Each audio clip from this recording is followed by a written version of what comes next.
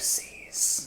Thank you for joining me today for a magazine page flipping video. This is Air Chicago Spring 2025 edition. Has a very delicious Chicago style hot dog on the front, which I absolutely love. Chicago hot dogs, they're the best. You can see the poppy seeds on the front with the mustard, onions, relish, pickles, tomatoes, and hot dog meat.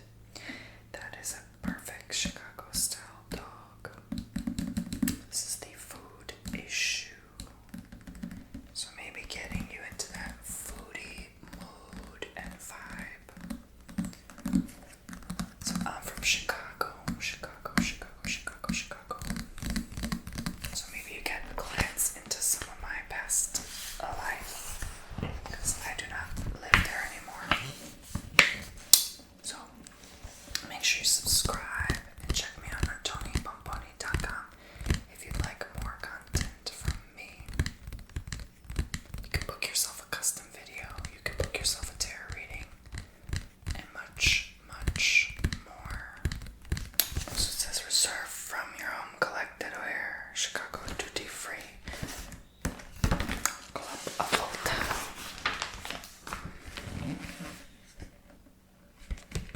I thought that was Lord.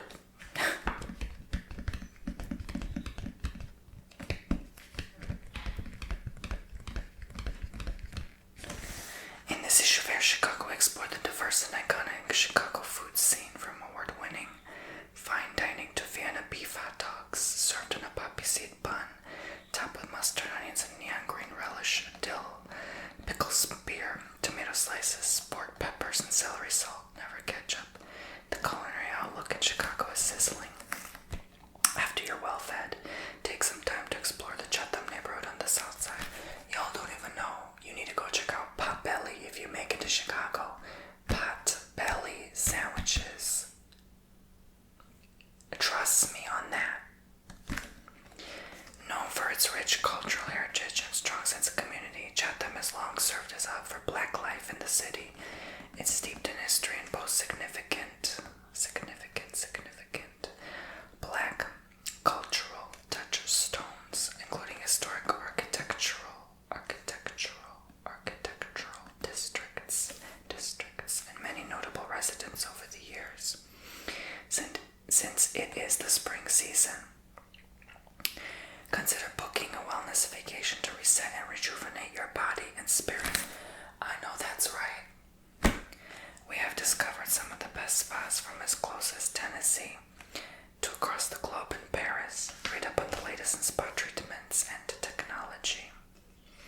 Some of the biggest events in Chicago are the annual St. Patrick's Day celebrations, with 3 parades, 1 Green River, and countless parties.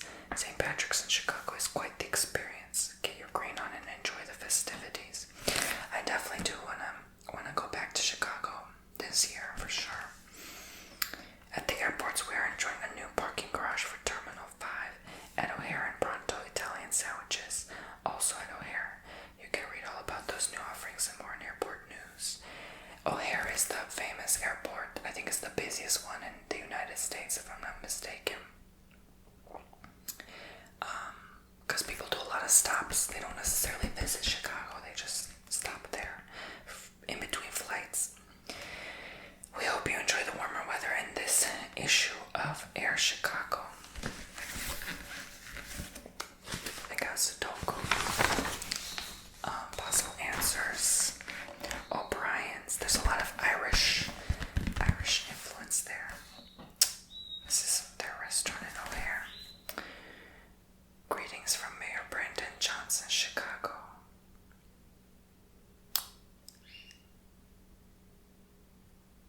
Let's see here. It says, Dear Traveler, on behalf of the residents of the greatest city in the world, welcome to Chicago. As spring approaches, our thoughts turn to a new season of sights to behold, places to go, and exciting activities to experience. As the weather gets warmer and the grass grass becomes greener. Our city's 77 communities come alive with the possibilities brought by this season of renewal. And during your stay, you won't be disappointed by all the wonderful things our city has to offer. When it comes to spring in Chicago, we will pull out all of the stops to celebrate St. Patrick's Day, a festive time that celebrates the contributions of Irish Americans to Chicago's history and culture. You can read about the events taking place across the city that will mark this year's holiday. Speaking of grain, you will find plenty of that and other new flourishing this season at Chicago's parks, which altogether make up one of the nation's largest systems. These large green spaces are also a hallmark of Chatham, a Southside community that's worth visiting to learn about the history of Chicago's black middle class and some of the famous residents that call this neighborhood home. And I encourage you to visit a variety of newly opened establishments across the city that will surely satisfy a variety of tastes and interests, each one reflecting the diversity and unique qualities of our dynamic city.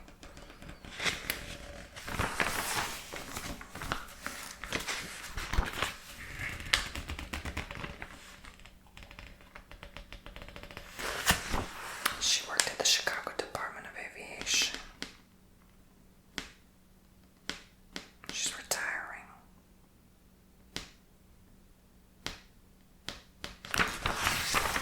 This was an airport magazine, by the way, so that's why you might be confused. My family went to Chicago recently, so they show all the different cuisines and where they came from.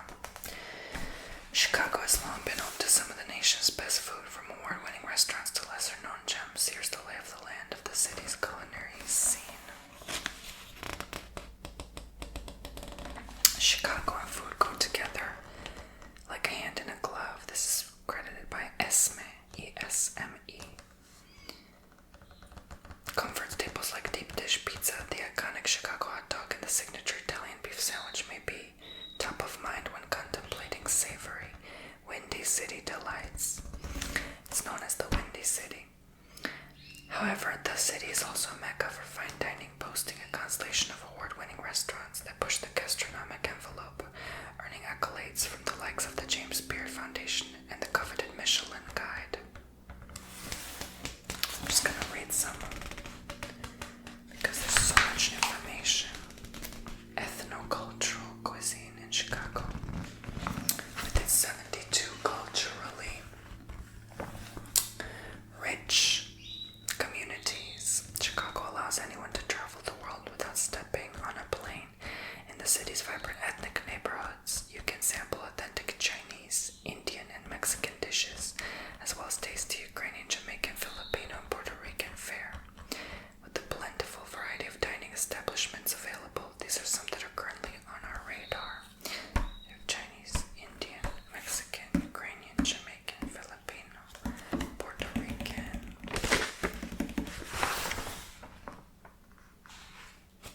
Chicago is a playground for some of the world's leading chefs who are pushing culinary boundaries and redefining what is possible in the kitchen. But amid all the innovation, it's also a place that does not lose sight of the classics, and you certainly won't be disappointed in a city that does mom and pop, no frills, American fare the best. Known for its, it was a typo, known for its Jewish comfort foods, Manny's Cafeteria and Delicatessen is a Chicago institution that has stood the test of time since its opening in 1942. Run by 4 generations of the Raskin family and adored for its cafeteria-style setup, Manny's is where old-school diner traditions never fail, and where many customers and staff enjoy long-standing rapport with each other. Among its many claims to fame are the matzo ball soup and challah French toast, and for those looking to order its star dish, the corned beef sandwich has enjoyed elite status since the restaurant's birth.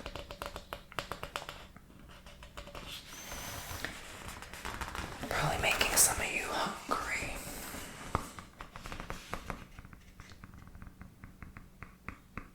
In Chicago, culinary gems can be found in the most unassuming places, from its takes on homespun classics to global cuisine. Chicago is home to some of the best and least pretentious restaurants worldwide.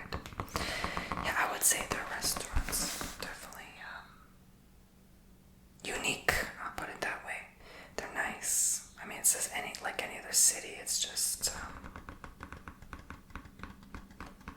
city restaurants vary from more rural, right?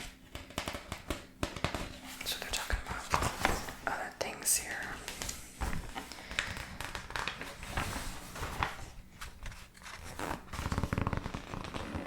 So this is at the airports.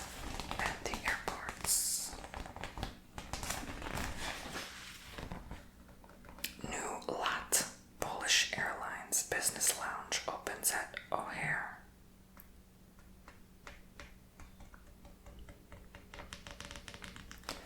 Chicago is home to one of the largest Polish communities in the world and is an important service market for LOT Polish Airlines, which began operating in the Windy City in 1972. Now LOT, which is Poland's national carrier, has unveiled a new business lounge at O'Hare, the airline's first in North America. As home to one of the world's largest Polish populations, Chicago serves as a vital gateway for travelers connecting to Warsaw and Krakow, said Commissioner Jamie Ellery of the Chicago Department of Aviation. On behalf of Mayor Brandon Johnson, I thank LA for choosing Chicago as the location for the airline's first North American lounge. The new LA Business Lounge will provide customers with exceptional comfort and convenience. Comfort and convenience, comfort and convenience, comfort and convenience. Further showcasing the world-class service that LA has consistently delivered to travelers.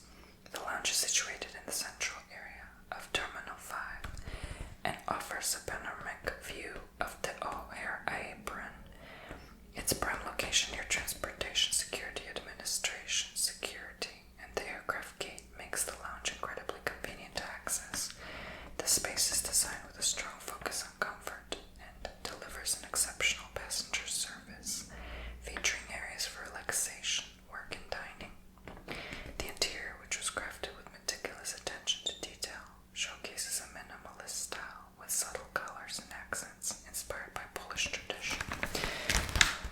There's this one Polish restaurant called Jolly Inn that I always go to when I visit, and it's a buffet and it always has the best food. It's been there many decades, and yes, it is true. A lot of Polish people there. My family used to work with a lot of Polish people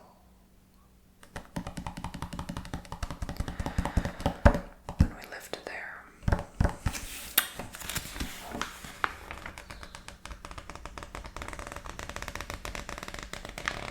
New Terminal 5 parking garage at O'Hare. Oh, great. The more they expand, the more this airport gets kind of confusing for some. They say it's a very confusing airport because it's so big. O'Hare continues to be busy with the unveiling of new amenities to the public, part of the airport's ongoing O'Hare 21 modernization program. One new facility is the Terminal 5 parking garage, which opened late last year. The 6-story, $191 million garage was built to serve and support the renovated and expanded Terminal 5 and features parking guidance systems that provide real-time parking space availability. The garage has 48 electric vehicle charging stations and connects to Terminal 5 via an enclosed pedestrian bridge on the first level. The structure also makes a strong architectural statement with its ornamental metal cladding and soft curves, which soften and lighten the parking garage. The garage additionally includes land-side improvements such as restriped roadways with increased lane capacity, as well as expanded curbside areas. With features like real-time parking guidance and electric vehicle charging stations, this new garage reflects our commitment to innovation and sustainability, said Commissioner Ree. It's an important addition to Terminal 5, ensuring our customers have a convenient and accessible experience from the moment they arrive.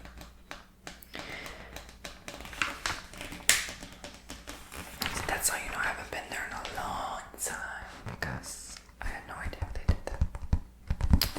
This is fashion. Very fashionistas. Speaking of fashion, so across the map, I've been hearing a lot about Hawaii lately. Well, maybe that's my next destination.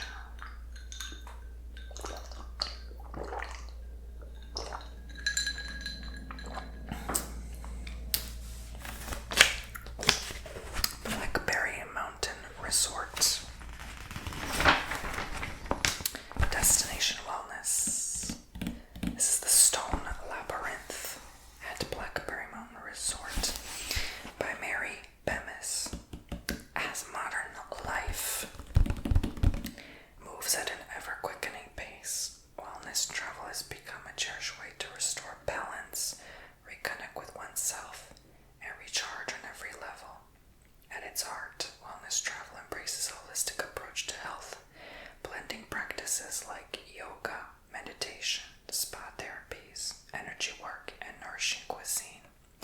This thriving global movement beautifully underscores the growing importance of self-care and the power of preventative wellness.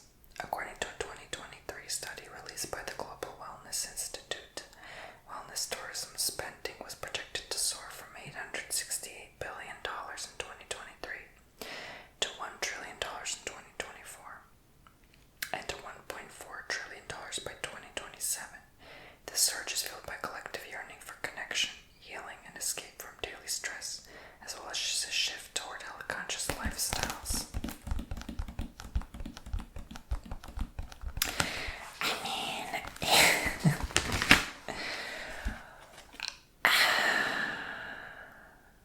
Wellness tourism spending.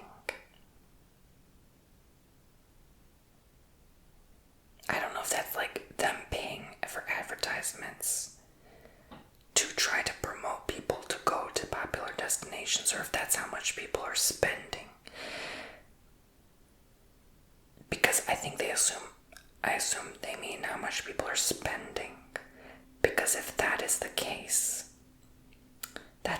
I would say that's quite a lot, because in 2023, that would be more than $100 for every person alive on planet Earth.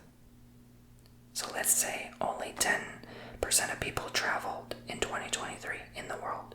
That's $1,000 per 10% of the population. So I'd say that's a lot of money. That's a lot, yeah. Not everyone has $1,000 to just travel like that. So that's, 10% of the world. Well, okay, let's be real. Like, I'd say probably 5-10% of the world is rich. So yeah, I guess that makes sense. So maybe it's not that much. Yeah, I would say maybe definitely more people need to travel. Then that number definitely needs to go up. Exploring the future of wellness, a look at the latest spa trends. Oh gosh, I'm not going to read about that. That's triggering for some people. I don't want to read about that. Okay, this is something I'm kind of like iffy with. Biohacking, optimizing the body. Biohacking has made its way into spa menus, combining technology and wellness for measurable, science-based results. Cryotherapy chambers, infrared saunas, and pulsed electromagnetic field therapy are becoming go-to options for reducing inflammation, improving recovery, and boosting energy. Okay, that's acceptable. I thought they meant like inserting something in the body, like Advanced diagnostic tools like body composition analysis or metabolic testing allow spas to tailor these therapies to individual needs, adding a layer of personalization. While these innovations hold promise, many lack large-scale studies, to fully validate their long-term efficacy. I've done infrared. That's wonderful. That's wonderful for you. These treatments are generally safe when used responsibly, though individuals with certain conditions such as pregnancy or heart issues should proceed with caution. Red light therapy, healing with light. Red light therapy has gained widespread attention for its ability to rejuvenate skin, reduce inflammation, and promote cellular repair. This non-invasive therapy uses low-level red wavelengths to stimulate collagen production, alleviate chronic pain, and enhance tissue recovery, while backed by promising research. Multiple sessions are typically required to see significant results. Spas have increasingly incorporated red light therapy into facials, post-workout recovery protocols, and anti-aging treatments. Yeah, I've been meaning to hit up the spa to see how are they doing things nowadays, for sure. Compared to almost 10 years ago. It's safe when used as directed, but overexposure and improper use may pose risks, particularly to the eyes or sensitive skin areas. Robot massage, the future of touch. Robot massage is an emerging trend that marries precision technology with traditional massage principles. These machines provide consistent, deep tissue pressure, making them ideal for repetitive muscle work. However, they lack the intuitive adaptability of human touch, which remains critical for addressing complex tension patterns. Spas are positioning robot massage as a complementary service,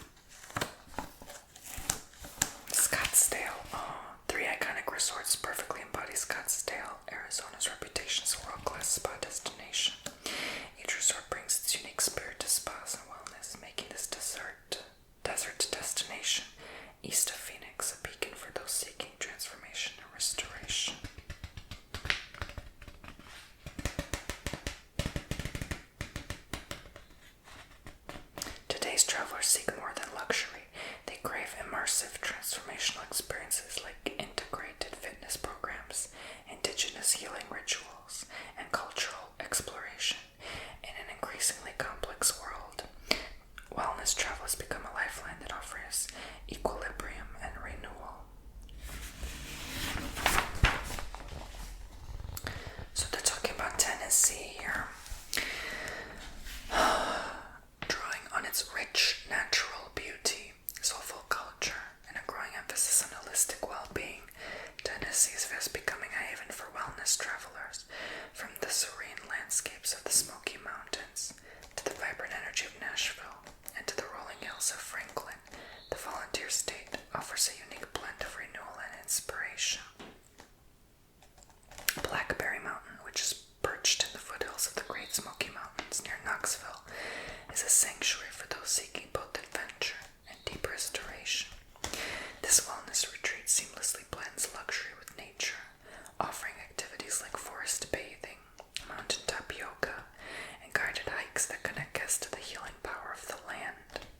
The spa at Blackberry Mountain, known as the Nest, provides personalized treatments inspired by the rhythms of nature, such as bodywork using wild grafted oils and soothing therapies tailored to each guest's needs.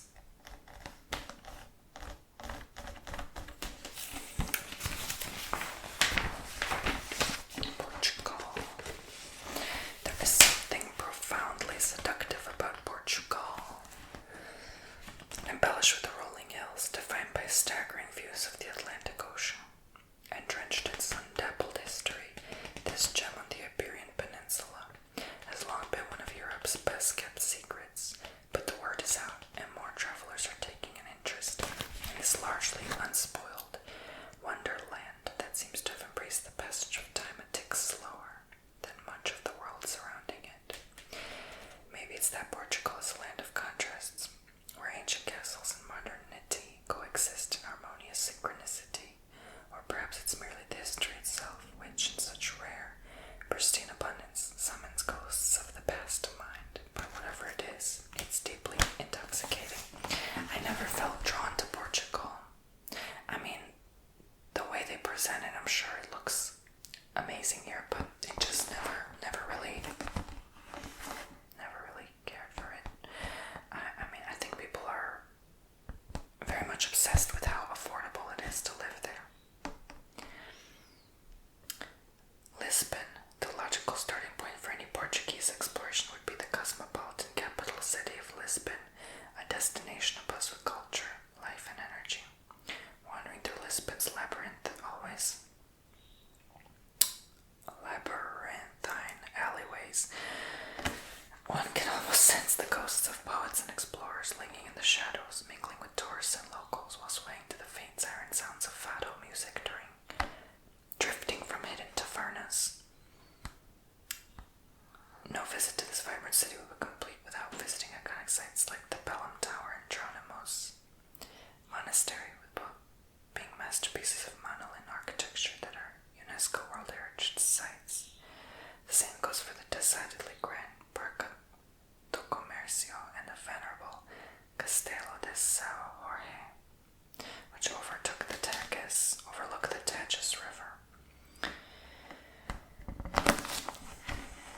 Yeah, there's nothing I know about Portugal. I'll tell you that much. I don't know anything about it.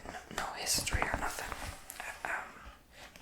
It just never really crossed my mind to look into it. But I know a lot of people retire there because it's only $2,000 a month to live there. Ooh.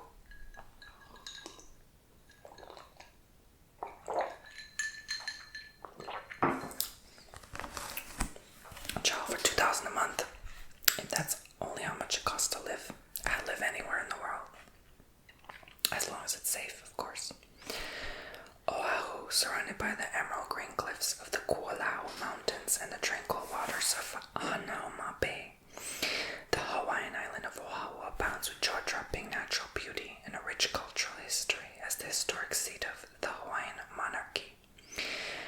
See, this magazine isn't just talking about Chicago. Covered with pristine beaches and lush valleys and surrounded by crystalline water, Oahu's natural environment demands discovery. The island is also filled with museums, marine parks, and gardens that provide visitors and locals with the perfect opportunity for exploration.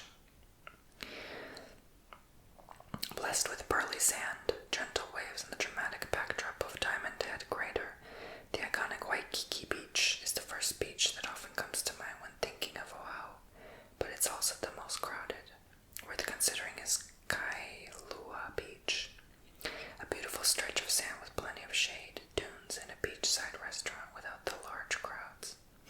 Other options are Ala Moana Beach Park, which includes a protected lagoon called Magic Island, along with a large grassy area and concession stands, or the calm waters of Kualaoa Regional Beach Park, which has picnic tables on the premises. Stretching from the mountains to the sea, Waimea Valley is dedicated as a puhonua, or place of refuge. I actually saw myself in a past life in Hawaii, believe it or not. I was a woman in Hawaii. There's definitely always something that drew me there too. I drowned to death, apparently. The park is filled with waterfalls as well as native Hawaiian birds and cultural sites, and its botanical garden boasts 52 different theme gardens and 5,000 tropical plants. Visitors can book guided walking or shuttle tours of the botanical garden at the admission gate. Hawaiian fish ponds are aquaculture sites unique to the islands. Wild coastal ponds are the fish, working with the natural environment to cultivate baby fish to maturity and to provide for the local community when ocean fishing is not possible. The Heia Fish Pond dates back to the 1200s. Is only one in Hawaii, fully encircled by a wall. A 60-minute guided tour is available with reservations required. I'm thinking about it. Actually, now I come to think about it, that number seems really small. The tourism number I said earlier, that was like, what, almost $1 trillion? It was $1 trillion in 2024, right? Ciao.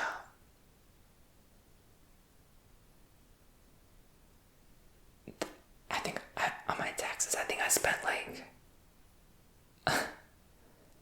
at least, this was like just, I think on the housing alone, like 7,000-8,000 last year alone. So yeah, that number really is not that big. Yeah. Wow. I mean, I did travel quite a bit last year, but yeah, if you think about like food and airlines and rental car, like it does add up. That number should be way more. I'm surprised. I guess people just don't travel that much. I don't know. Yeah. Anyways. Maui, offering a variety of family-friendly activities for all ages. Maui is an excellent destination for adventure with more than 180,000 residents. Only Oahu and Hawaii Island have a bigger island population in the state. Looking for a great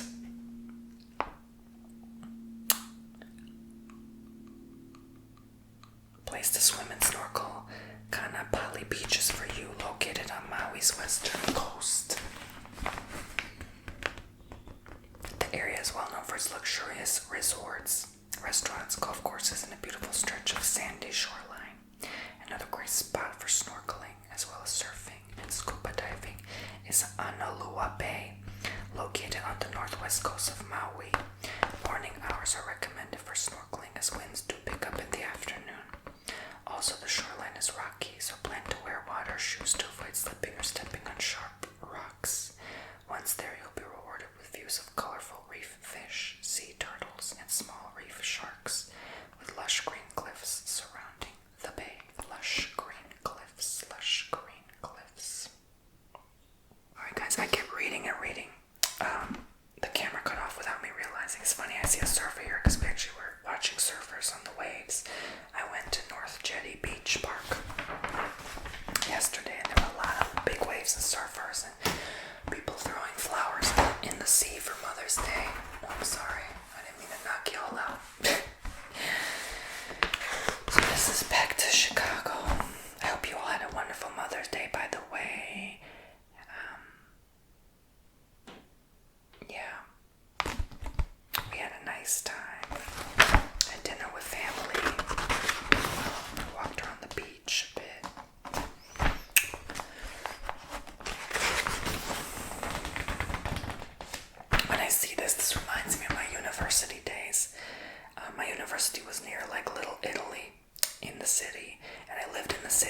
here, like directly downtown. My window had a view of the Sears Tower, which is now the Willis Tower. So I had a gorgeous view, and free healthcare too, child. Free healthcare too, child. I lived there for a whole year for only $5,000 thanks to scholarships. So that was wonderful. Like, you know, we had like a hookah bar nearby I'd go to sometimes. It was fun, but it was also hell. Anyway, you know Chicago, right? I don't need to explain, especially in the winter, child. And I didn't even have a car, so I had to walk to the store. I had to walk to class. It was fun, but it was hell. Yeah. And you know how those trains work too, right? Chicago St. Patrick's Day. It's funny now I'm mentioning it, and there's a connection here because we went to the same place we went yesterday during St. Patty's Day too for my mom's birthday, because her birthday's on St. Patrick's. That's how the river looks when they dye it green. It's pretty freaking cool how they do that. Although, I don't know. Here, let's read about it. Besides hosting 3 different St. Patrick's Day parades, Chicago boasts another distinctive tradition, which is the dyeing of the Chicago River bright green in honor of the holiday. At 10 a.m., a few hours before the downtown parade begins, crews on boats start pouring 50 pounds of vegetable paste dye. Okay, so maybe that's safe for fish, I don't know. Into a quarter-mile stretch of the river for 45 minutes. The dye lasts a day or two. This tradition started in 1962, when members of the Plumbers Journeyman Union decided to dump dye into the river for St. Patrick's Day, after initially using the dye to trace the flow of wastewater. Interesting. The Windy City was only 8 years old when the Great Potato Famine devastated Ireland in 1845, resulting in Irish immigrants pouring into a number of American cities, including Chicago. This new generation of Irish Chicagoans would help transform the city from a frontier town into a major manufacturing and transportation metropolis, contributing their labor to the construction of railroads, steel mills, the Illinois and Michigan Canal, as well as a number of Catholic churches that positioned Chicago as an influential Catholic city.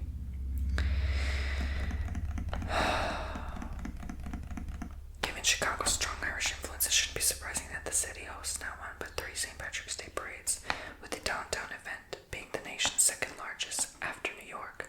Each parade has a different vibe, but all feature plenty of green and Irish pride. Chicago parks.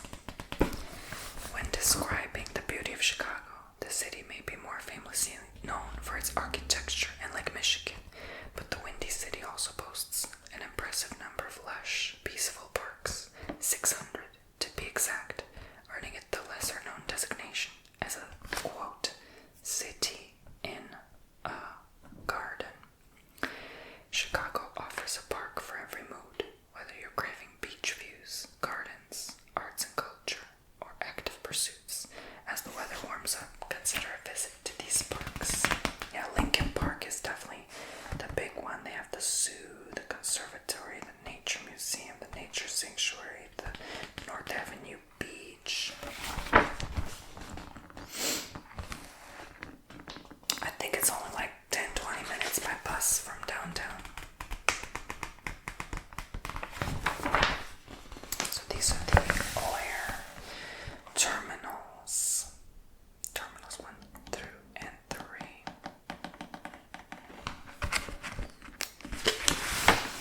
And here's the new Terminal 5.